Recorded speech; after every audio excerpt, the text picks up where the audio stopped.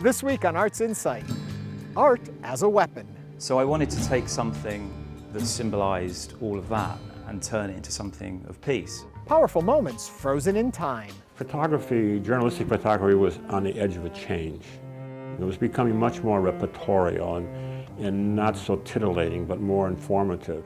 Music, culture, and identity.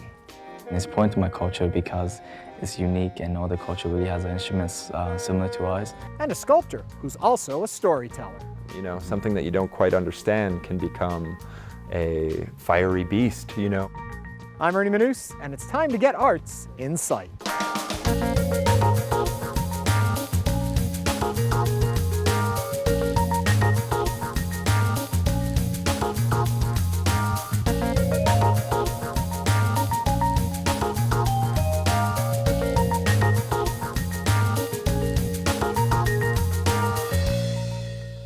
Welcome to Art's InSight. We're here in Sharpstown, where this house has been completely reimagined. After a devastating fire, two artists transformed it into a one-of-a-kind art installation. But we're getting ahead of ourselves. We'll come back in just a few minutes and take a closer look. First, another artist is using transformation to make a bold statement. But it's not with a destroyed home, it's with a tool of destruction. I think it's the only weapon in the world that conjures up so much emotion immediately. The AK-47 throughout history symbolises so much. It symbolises freedom, terrorism, revolution. The weapon's killed the most people in the world.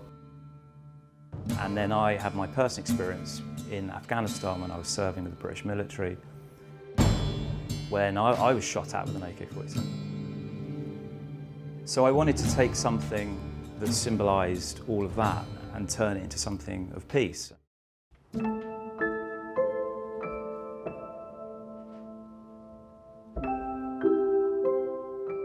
today I'm finishing off the Texan flag AK-47 piece, which is called Virtue of the Vicious, with blue butterflies, white butterflies to create the star, red butterflies and white butterflies for the two stripes.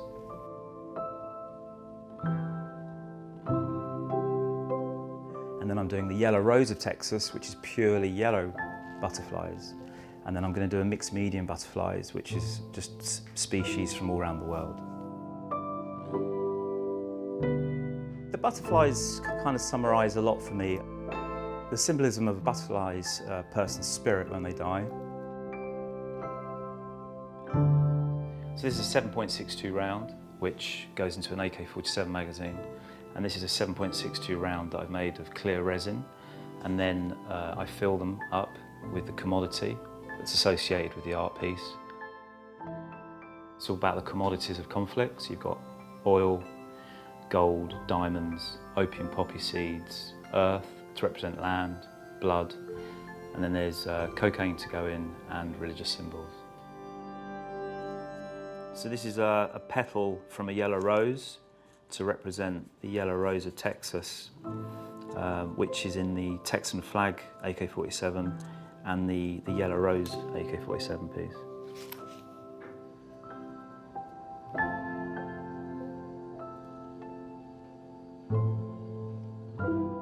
While I'm actually making it, I reflect a lot really on my experiences in life, and it's quite a calming, therapeutic action really, because you're working with such delicate things.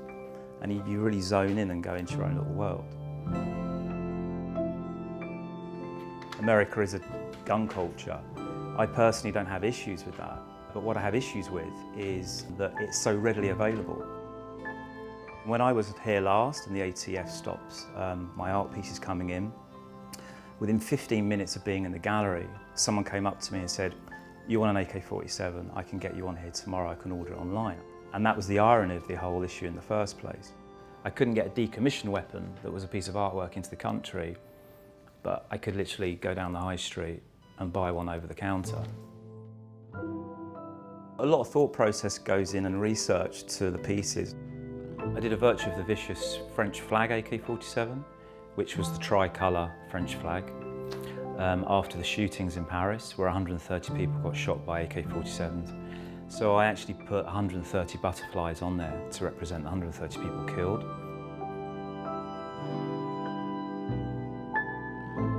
I mean, I personally don't have an issue with weapons, they're tools. I think it's more about the hands that the weapon's in. I have an issue with how easy it is to get weapons. A lot of people are taken back by the beauty of the butterflies, and then when they scratch the surface and they realise the more you dig, the more layers there are to the piece. You can browse through more of his work at brandsimonson.com. We're just west of the Loop in Sharpstown, outside a home that's been changed into art itself. Let's chat with the artists behind it, Dan Havel and Dean Ruck. Hello, gentlemen. Hello. Okay, first of all, the idea of doing this comes from where? This was a condemned house that was fire damaged. The whole right-hand side of the house was really non-usable, and so we knew that it was going to be an outdoor piece that could be seen from the outside. If you look at the front hole of the aperture, it's the shape of the window that used to be here, and so that kind of gave us the shape that we were going to use for the protrusion, I guess you would call it, through the house. The other side of the house, you actually then change it over. So Yes. it flips over. Why? What are we trying to say? Well, it's just sort of a play on shape and line and the form. So this architectural feature in the front of the house is sort of your standard Western motif of what a house is, right? And so we've played with that idea in different projects and have that interest of home and house, how that affects people's perceptions of where they are. So we just wanted to give that a twist, turn it upside down. And successfully done. Okay, the copper. The copper, actually we had a supply of that material in hand that needed to be used on a project at some point, and we wanted to not do an inside installation, it was going to be outside, a view from the outside. So the idea of having that penetration through the house and modifying the architecture that way, and then what to do with that space. The copper had a great sort of quality of reflectivity and color and ambience, and so we just thought it would be a great material to create a lot of phenomenology within that space. Well, you also did the inversion house too. People might be familiar with that, and a bunch Yes. of other projects around the area. A favorite one of yours? Inversion was an amazing experience, both for Dean and I, for the public. The response the public gave was pretty phenomenal, so I think that's pretty high up there. But I mean, we've got one called the Fifth Ward Jam that's still on Lyons Avenue in the Fifth Ward, and the neighborhood uses it as a stage. I think for me, I'm excited that that house, that sculpture still gets used by the public. And this house will come down. Yes. But you will move on to your next projects. Yes. We will move on to the next project. Gentlemen, thank you very much. Fascinating work. Thank you. As we just said, the house will be gone by the time you see this, but if you want to see more, you can go to our website, houstonpublicmedia.org, for a slideshow of the installation. All right, in Ohio, a rare collection of work has been put on display from acclaimed photojournalist Eddie Adams. Adams died in 2004, but he is best known for his 1969 award-winning image, Saigon Execution. Eddie Adams won a Pulitzer for the famous Saigon Execution picture where the general is executing a Viet Cong. Eddie didn't like that picture. Loan, the police chief, in essence, he just took a pistol out of his belt and walked up to him and bang, shot him just like that. Eddie felt this picture didn't tell the whole story. Loan's aide had been assassinated. His aide's wife had been assassinated, and 4 of their children had been assassinated by a Viet Cong assassination squad. And this guy in the picture was a captain of an assassination squad. And he was in every way a spy. He wore civilian clothes. He was not a military. So Eddie felt that Loan got a bum rap. Eddie worked for the AP for a number of years. I think he went to the AP in the early 60s. And I don't think he ever set out to be a war photographer. Eddie grew up in New Kensington, Pennsylvania, which is about half an hour outside of Pittsburgh. He was working for the newspaper when he was in high school. And then he went to the Marines when he was 17 years old. The Marines went to Vietnam in 1965. And that's Eddie followed the Marines over there. You know, the guys trusted him. He was one of them. He was a Marine. Being a Marine really informed the rest of his life. Well, Eddie passed away in 2004, and he had never gone through his work himself. And so when he passed away, there was all this body of work, and the first chunk that I thought I would work on is the Vietnam work. And so the idea was to do a book. And so I worked with Hal Buell, who was his former boss at the AP, and these pictures come from the book. Photography, journalistic photography, was on the edge of a change. It was becoming much more reportorial and not so titillating, but more informative. And Eddie just fit that. Which pictures do I find the most revealing of the war? One is a picture shot from inside of a helicopter looking out, and a woman is reaching up appealing to be taken aboard the helicopter, and there's absolutely no room on the helicopter. She had her wounded husband with her, and Eddie made the picture, and the helicopter took off and left her behind, and that really affected Eddie. When you know the story, it's a woman begging to be freed from whatever was going to happen next. And then there's another similar picture where in the foreground there's a Vietnamese woman carrying her child and her GIs running this way. There's a firefight going on. And in both cases, what I liked about the pictures was that it showed how close the war was to the civilian population of Vietnam and the people. There's another story that came later that he wanted to be known for, that he was actually more proud of, and that was the pictures he did on the boat people. He was very favorable towards the boat people picture, not because of the photography, but because the pictures had an impact on a political situation which involved the opening up the gates to Vietnamese immigration. And it was one of the contributing factors that finally increased the number of Vietnamese who could immigrate to the U.S. In fact, Eddie resented being called a combat photographer or a war photographer because his work was not just Vietnam. That's 2 years of a 50-year career. He did all other kinds of photography. Find out more at dublinarts.org. Up next, music plays an important role for a group of people from a mountainous region in southern China, especially on one traditional wind instrument widely known as a symbol of their identity.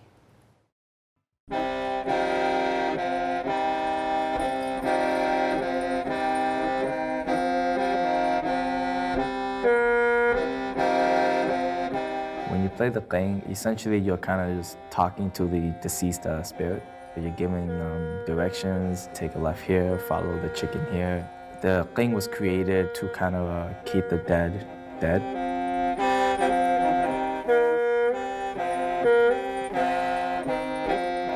And it's important to my culture because it's unique and no other culture really has instruments similar to ours, and it makes us stand out for who we are.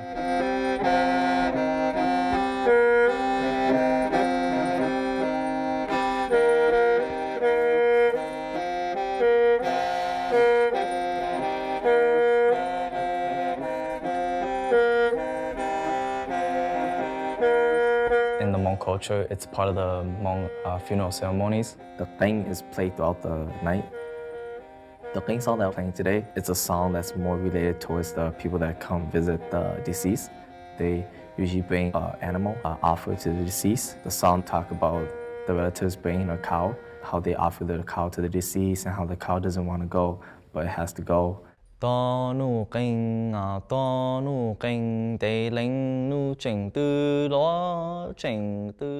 the funeral homes, when they're playing the entertainment songs called Noonders, about halfway they'll stop and then they'll sing the song.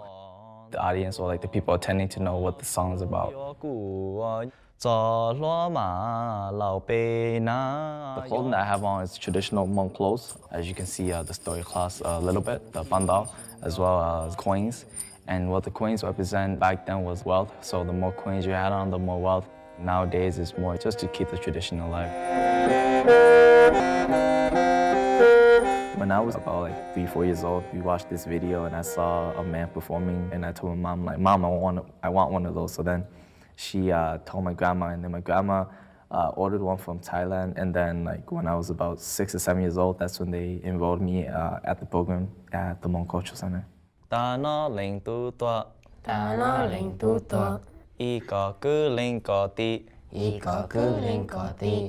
I'm teaching my students at the Hmong Cultural Center, First we sing the song, and then I would blow in and they would follow. Try it again. The hardest part about teaching the game to students is just memorizing, because it's not written down on paper or anything.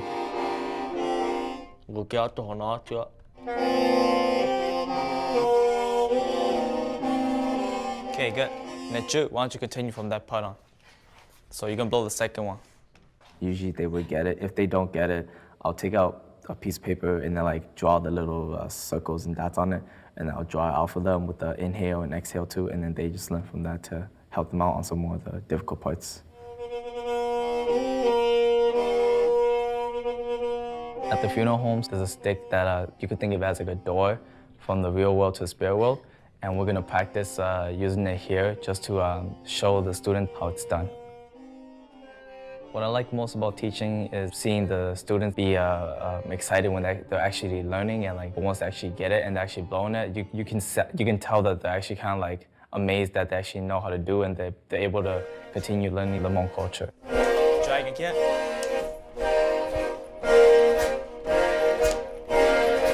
Culture is, I believe, like your identity. If in the future the Hmong people don't know their own culture anymore, then I think that's kind of sad. Okay.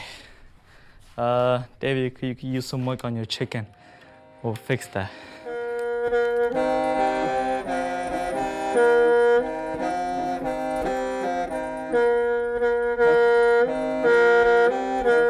The thing is important part of my culture. I just want to keep preserving that and make sure that like it continues on, tradition just keeps going. That's what's most important to me. Visit hmongcc.org for more info. And finally tonight, a sculptor from Santa Fe believes that great art comes from a desire to communicate complex ideas.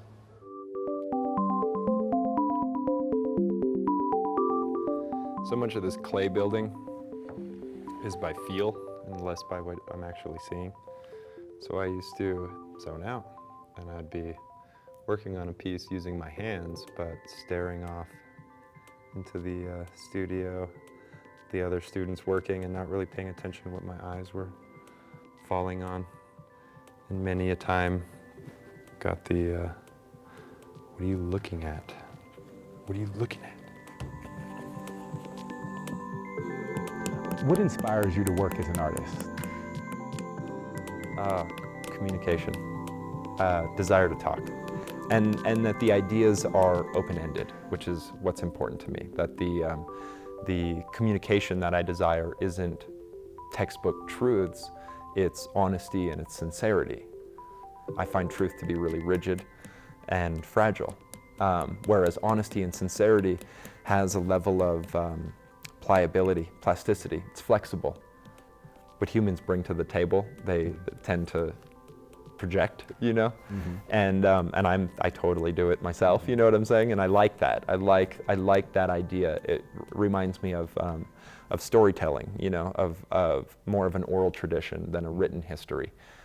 Oral traditions can have amazing, fantastic themes and ideas and characters in them. You know, something that you don't quite understand can become a fiery beast, you know, or a darkness can become some hidden monster, you know, and it's all real, you know. It may not be true, but it's all real. Right.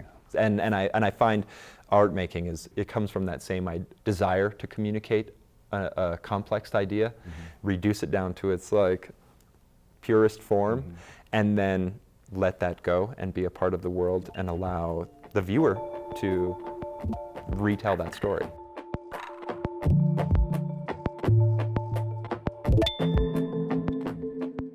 Some of your artwork is animals. What can animals teach us about communicating with each other or teach us about ourselves? Oh man, we forget that we are animals.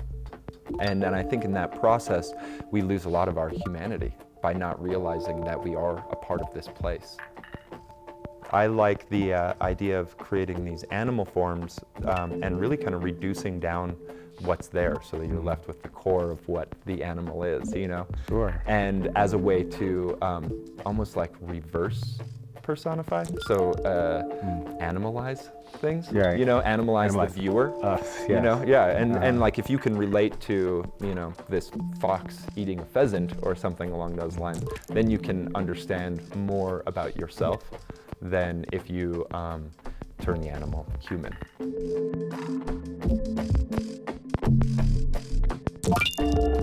So tell us about your series, Once Upon a Time, There Were Humans.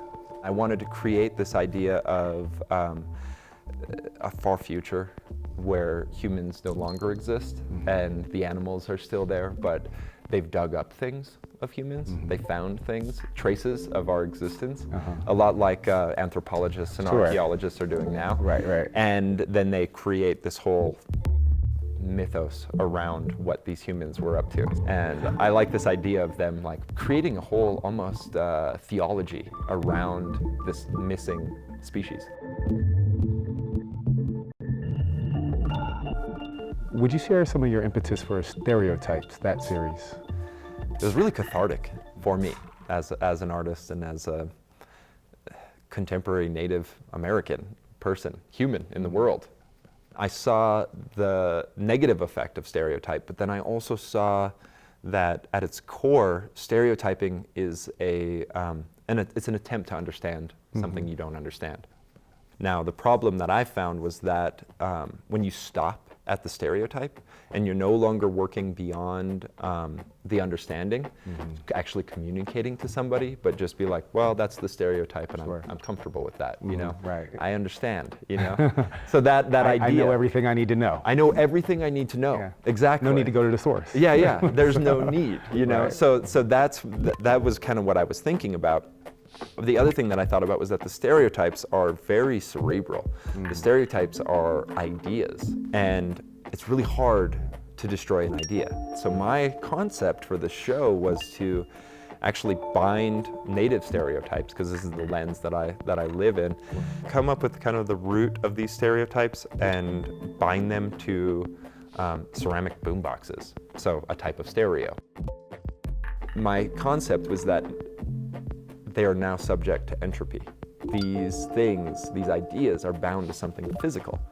And the physicality of it, the object of it, is now fragile. It can now break. I didn't want to act on it in an aggressive format because it perpetuates it. You know what I'm saying? Like you aggressively attack these stereotypes and you're reinforcing them because you are projecting so much more emotional value on how they affect you. But if you just take the thing, describe it, let it be seen, and then let it go. The universe loves destroying things. You know what I'm saying? Like it was Right. so natural. Entropy. Creation is perfect. Everything else, Right. entropy.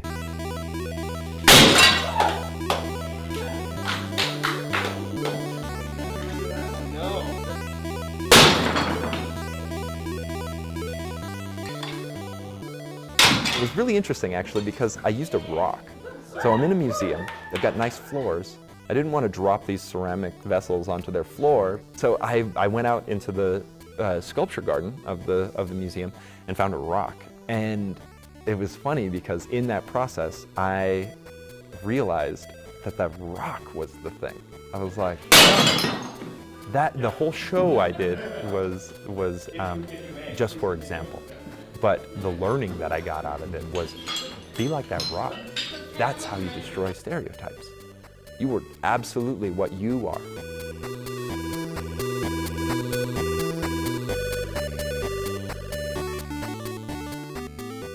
What's important to you about your work? The process, the making.